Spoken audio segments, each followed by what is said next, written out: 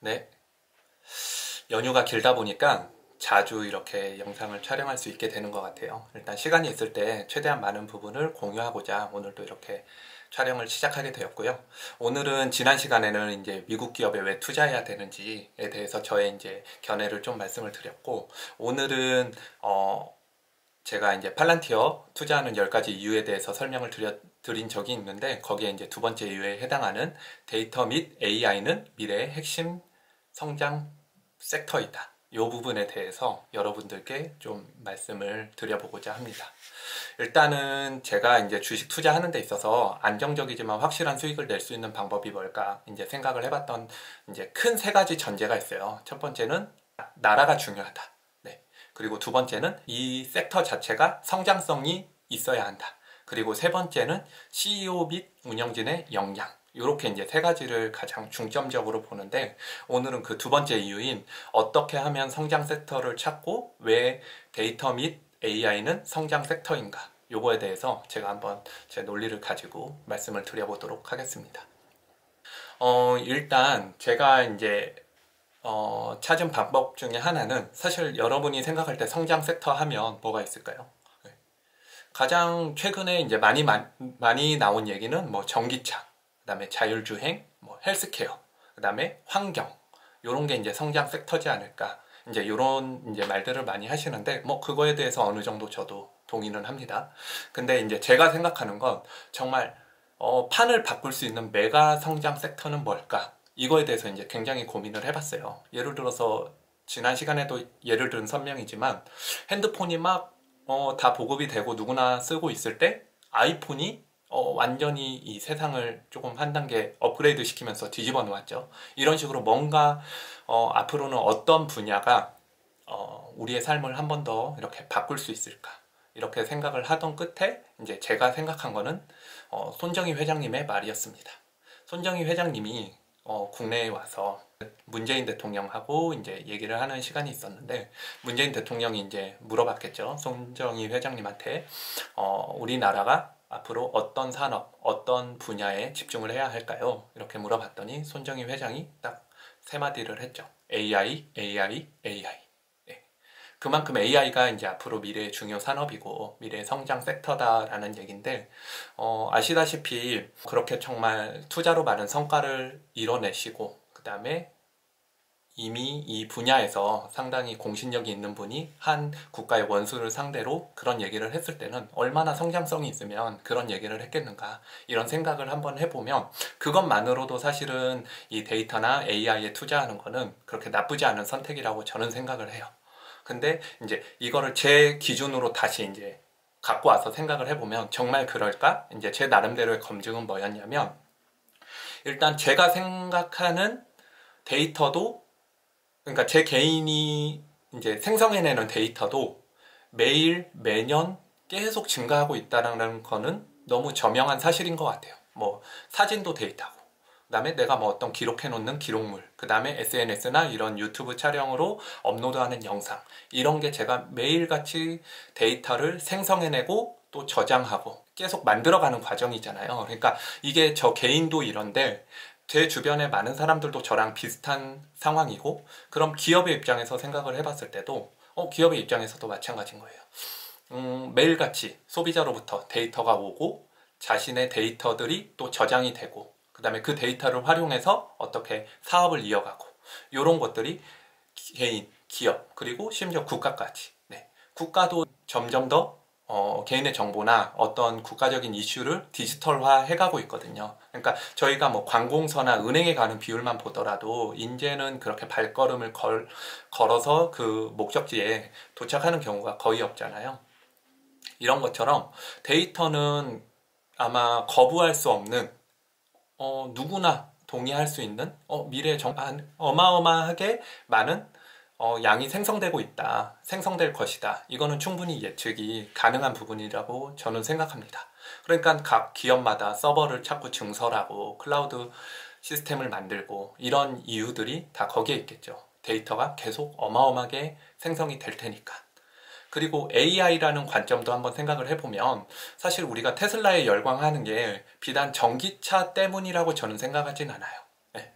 테슬라가 선보일 자율주행 기술에 좀 더 저는 관심과 포커스가 있다라고 생각을 하거든요. 왜냐면 그냥 단순히 전기차라고만 생각을 하면 이미 현대에서도 만들고 있고 중국의 수많은 스타트업들이 만들고 있는데 왜 굳이 테슬라인가? 이거를 생각을 해보면 테슬라는 전기차를 만들지만 그 안에 들어가는 인공지능인 AI, 이 기술이 정말 핵심 기술이지 않을까, 저는 그렇게 생각을 하거든요. 그러니까 이미 AI는 사실은 체험할 정도로 실현이 되진 않았지만 어느 정도는 우리 산업이나 우리 생활에 간접적으로 사용이 되고 있다. 그리고 생각보다 그거는 멀지 않은 미래다. 저는 이렇게 생각을 하고 있습니다.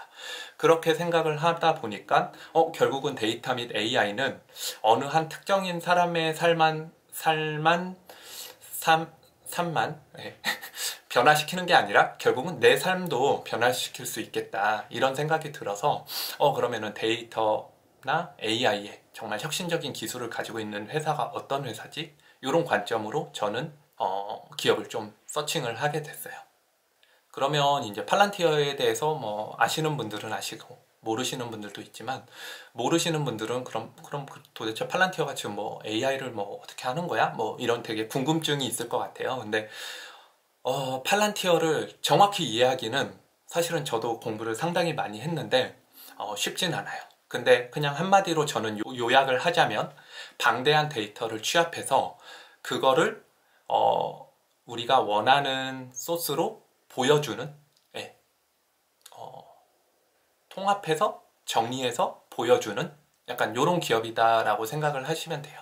그러니까 왜 그게 저는 중요하냐라고 생각을 했을 때, 사실 AI가 올바른 판단을 내리기 위해서는 방대한 양의 데이터를 올바로 분석할 수 있는 능력이 필요하다고 생각을 하고, 지금 팔란티어는 그 역할을 해주고 있는 것 같아요. 네, 방대한 양의 데이터를 하나로 모아서 그거를 올바르게 분석해서 사람에게 보여주는 그런 기업이 팔란티어가 아닐까, 저는 그렇게 생각을 합니다.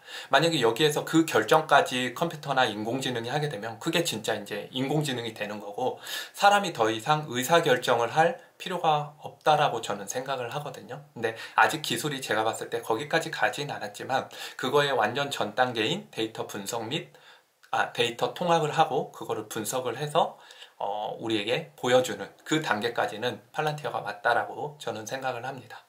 그러면은 이런 게 산업 전반에 얼마나 많이 쓰이냐? 전 예를 들어서 가장 유명한 일화는 오사마 빈라덴을 잡은 그런 사건이고요. 그 다음에 최근 들어서도 뭐 기업에서 뭐 제품 개발을 할 때도 이 기술이 많이 쓰이고, 그 다음에 최근에 코로나 때문에 이제 뭐 질병 관리나 뭐 예방 이런 의료 분야에 있어서도 팔란티어의 기술이 실제로 많이 쓰이고 있다고 합니다. 그래서 팔란티어는 그 데이터 통합 및 분석 이 분야에 있어서만큼은 일단은 저는 세계 최고라고 자부를 하고요. 그 세계 최고기 때문에 미국이라는 그 큰 나라에서 특히 국방, 그 다음에 정부, 뭐 금융기관 이런 곳들에서 실제로 팔란티어의 소프트웨어를 사용하는 비율이 점점 늘고 있다라고 생각을 합니다. 왜냐하면 그게 만약에 정말 갖춰지지 않은 실력 없는 기업이었다면 그렇게 많은 기관에서, 특히 국가기관에서 팔란티어를 사용할 리가 없어요. 네, 저는 그렇게 생각을 합니다. 그렇기 때문에 팔란티어는 정말 무궁한 성장성이 있고, 그리고 또 하나는 이게 과거에는 이제 항상 받아왔던 이제 지적 중에 하나가 너무 정부기관에 치우쳐 있는 거 아니냐, 그렇게 하는데 이제 최근에는 이제 이거를 민간기업으로 이제 확장해 가기 시작했고, 여기에 이제 대표적으로 알만한 기업은 아마존과 IBM이 팔란티어 기술을 사용해서 이용을 하고 있습니다.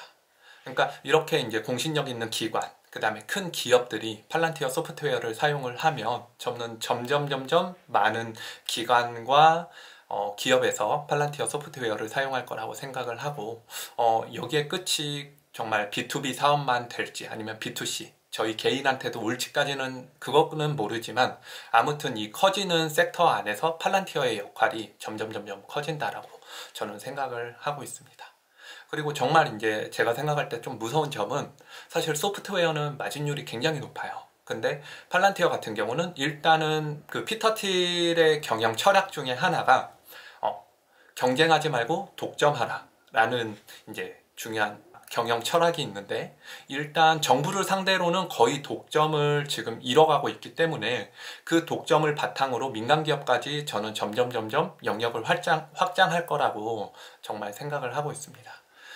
그렇기 때문에 제가 앞서 이제 설명드렸다시피 데이터 및 AI는 분명히 우리에게 다가올 미래고 분명히 성장하는 섹터임이 확실한데, 그 안에서 1등을 향해 계속 전진하고 목표하고 지금 현재 하나하나 갖춰가고 있는 팔란티어는 정말 매력적인 투자처일 수밖에 없다고 저는 생각이 들어요. 네. 그리고 실제로 제가 이제 뭐 구글에서 이제 서칭을 좀 해보면 그 자율주행도 말하면 그 기술 단계가 이제 있잖아요. 근데 이것처럼 데이터 분석 이쪽 시장에도 그런 기술 단계가 있는 것 같아요. 근데 거기에 보면은 뭐 레벨 뭐 2, 4, 5, 6 이런 식으로 이제 형성이 돼 있었던 것 같은데, 실제로 팔란티어는 다른 기업이 이미 AI나 뭐 데이터 분석을 하고 있는 사실 기업은 꽤 있는데, 그 기업들 가운데서도 가장 상위인 레벨 5 아마 맞겠죠? 네, 레벨 5 정도에 위치해 있기 때문에 기술력도 어느 정도 충분히 검증된 기업이라고 볼 수가 있습니다. 네, 이렇게 일단은 제가 팔란티어에 대한 영상을 또 오늘도 제작을 해봤는데요. 중요한 거는 제가 보는 거는 성장 섹터, 성장 섹터 안에서의 1등 기업. 제가 생각할 때는 그건 팔란티어. 이런 식으로 좀 정리를 해볼 수 있을 것 같아요. 여러분도 한번 제 말만 듣지 마시고 한번 다른 기업하고 많이 좀 비교를 해보시면 팔란티어가 얼마나 기술력이 대단한가 이런 부분을 좀 느끼실 수 있을 것 같고, 이렇게 오늘은 제가 팔란티어에 투자하는 10가지 이유 중에 두 번째인 데이터 및 AI는 미래의 성장 산업이다 라는 주제로 이야기를 해봤는데요. 다음 시간에 또 다른 주제로 한번 이야기를 드려보도록 하겠습니다.